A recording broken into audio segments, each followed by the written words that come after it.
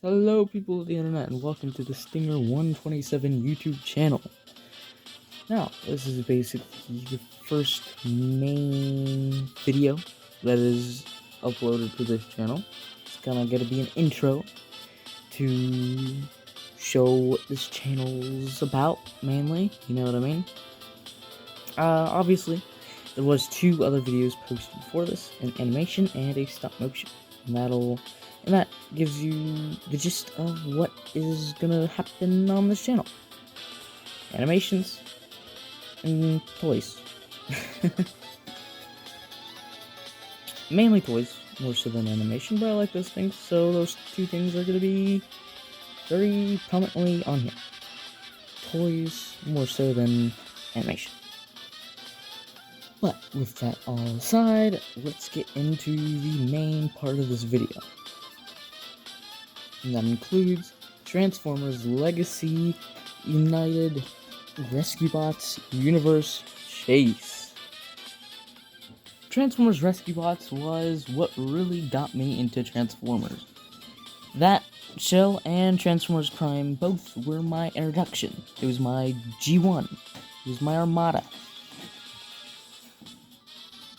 So, when this figure was announced, I was very excited. But also because now I'm really into Transformers collecting and other action figures. Because when I was watching Transformers Rescue Bots and Prime, I had a couple of the figures, but I wasn't actively collecting them. I only started really collecting around the Prime Wars trilogy.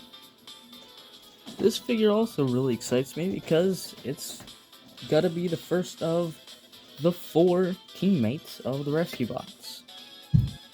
And from leaks at the time of this recording, there's going to be a heat wave coming out in Age of the Prime, which hopefully means we'll get the other 2 that we're missing, Boulder and Blades.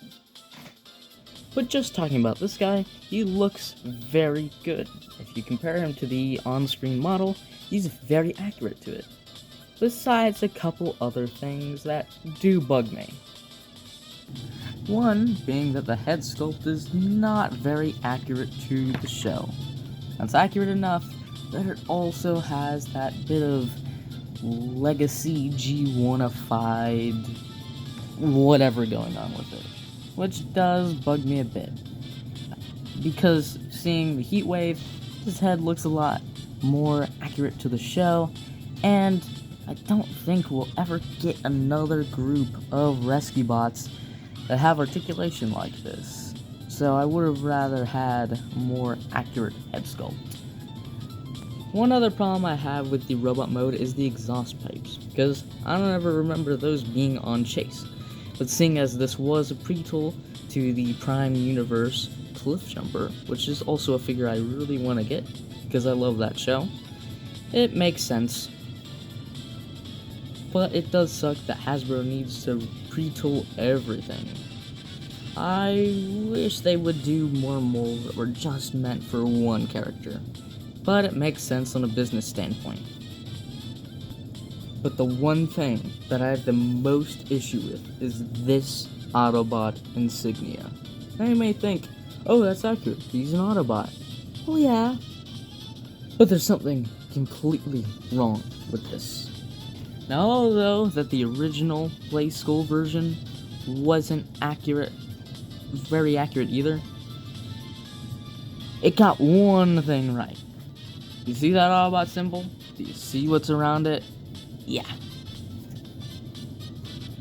And then you look to his Autobot symbol. Do you see that it doesn't have the ring around it? You don't, because it's not there. In the lore, the Rescue Bots are their own team that doesn't really fight the Decepticons, almost like how the Wreckers are their own sub-faction of the Autobots, and the Wreckers have their own insignia too. Same thing with the Dinobots. And of course, the Rescue Bots had their own sub-faction symbol, with the ring around the Autobot logo. But this Chase doesn't have it. And neither does that heat wave that's coming out for Age of the Primes. That really sucks, because that's one of the most defining features of the Rescue Bots.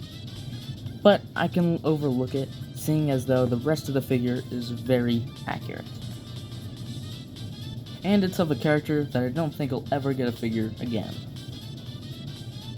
Going into his accessories, he has one translucent red arm thing. I'm pretty sure it's supposed to be a megaphone. Don't quote me on that. And another one in blue. Which again, I'm not sure what these things are. But I am happy to see that these are also very accurate to the show. And even the original toy had it. Now this isn't the original version. This is the energized version. And we'll get more into that version in a little bit with the next accessory. His Energon Claw. Now the claw is a very important part of the show, because that was like the main thing they used to rescue people with. And even the original toy had it. Again, not the original, but the power-up and energized version. And even after all these years, I still have the original claw, which, comparing it to the Legacy version, it's very accurate. Continuing on with articulation, his head looks that far up, this far down, and his head could spin all the way around. His arms move out that far due to trigger-happy shoulders, which I know many people don't like, but I think it's pretty okay on this figure. And just like his head, it goes a full 360. He also has full 360 at the elbow, and a 90 degrees elbow bend. Oddly enough, he doesn't have wrist swivel, but his wrists go inward. That's not for transformation, so that's kinda weird they put that in. But hey, it's extra articulation. Can't really complain. I feel like they could have done a wrist swivel instead. His waist spins all the way around. Legs can kick up about that much. Can kick back that much. A little over 90 degrees of knee bend. Full 360 degree knee swivel. Ankles tilt that far. And most importantly, he hits the full splits. Chase has all the joints you'd expect, and a couple more random ones put in. But overall, his articulation is pretty darn good. Hey, but now it's time to turn him into a police car. First thing you want to do is bend his knees forward, basically breaking them, and bring his arms all the way up. Next thing you want to do is open up his chest, and swing the whole assembly upward. The next thing you want to do is open up his shins, fold his heels up, flip the feet around and peg them into the fender, and bring the lights down. After this, you're going to want to turn them around, extend them all the way out, and peg it all together. Next, you want to move his legs into his chest, making sure that the window piece goes underneath the hood, because if it doesn't, it won't clip in properly. Bring his arms all the way in and make sure to get the hands behind the wheel, and put down the exhaust pipes to clip everything together. In vehicle mode, Chase is a muscle car type police car. Fairly accurate to the show, but less round, having a lot more muscle car aspects, like a meaner grille and those big exhaust pipes. But you can still tell that it is a police car, especially with the top lights. Flipping the car upside down, you can't really see any robot parts besides his hands. Now, bringing in the original toy, you can tell that it is a bit different. Because even though the robot mode of the original toy wasn't very accurate to the show, the vehicle mode very much was. So you can tell a lot of the differences here and there. Both figures sport vehicle mode, weapon storage.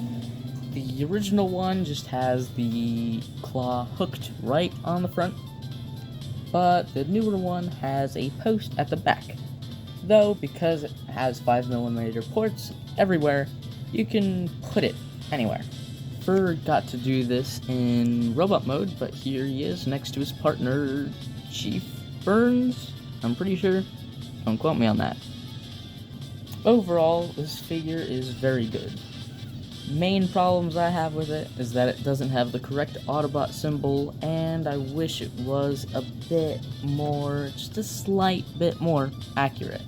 But seeing as this is a pre-tool for Cliffjumper, it makes sense. So, overall, this figure is very solid. And especially if you're a Rescue Bots fan like I am, this is a solid pickup. So that has been my review of Transformers Legacy United Rescue Bots Universe Chase on Instagram at Stinger127. And I will see you on the next one.